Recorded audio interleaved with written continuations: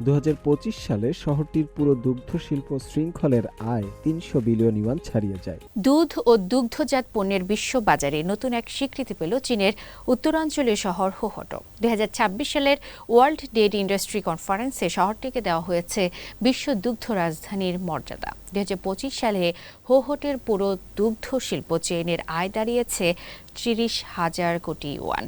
বিশ্ব দুগ্ধ শিল্পের নেতাদের মতে উৎপাদনের পাশাপাশি উদ্ভাবন, প্রযুক্তি ও টেকসই উন্নয়নের ক্ষেত্রেও গুরুত্বপূর্ণ হয়ে উঠেছে শহরটি। বিস্তারিত থাকছে সাকিব সিকান্দারের প্রতিবেদনে।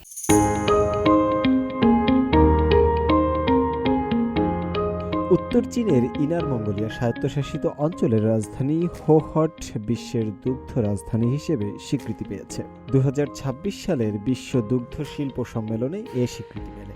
সম্প্রতি শহরটিতে শেষ হওয়া 2 দিন ব্যাপী এই সম্মেলনে আন্তর্জাতিক শিল্প সংগঠনের নেতৃবৃন্দ, শিক্ষাবিদ এবং বিশ্বের প্রধান দুগ্ধ কোম্পানিগুলোর জ্যেষ্ঠ কর্মকর্তারা অংশ নেন। তারা দুগ্ধ শিল্পের টেকসই উন্নয়নের পথ নিয়ে আলোচনা করেন। প্রচুর প্রাকৃতিক সম্পদে সমৃদ্ধ হোহটে বিশ্বের শীর্ষস্থানীয় 2টি দুগ্ধ কোম্পানি ইলি গ্রুপ ও মেংনিউ গ্রুপের সদর দপ্তর রয়েছে। 2025 সালে শহরটির পুরো দুগ্ধ শিল্প শৃঙ্খলের আয় 300 বিলিয়ন ইউয়ান ছাড়িয়ে যায়, যা প্রায় 42 বিলিয়ন মার্কিন ডলারের সমান।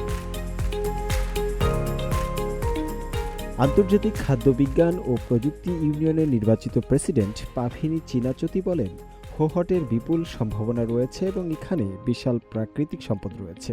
এটি শুধু দুগ্ধ উৎপাদনের কেন্দ্রই নয়, উদ্ভাবন ও বিশ্বব্যাপী উন্নয়নের অগ্রভাগের কেন্দ্রও হতে পারে। টেকসই উন্নয়ন, কার্বন নিঃসরণ সহ বিভিন্ন বিষয়কে গুরুত্ব দিয়ে হোহটের দুগ্ধ শিল্প উল্লেখযোগ্য অগ্রগতি অর্জন করেছে। তাই আমি মনে করি এই স্বীকৃতি তাদের প্রাপ্য।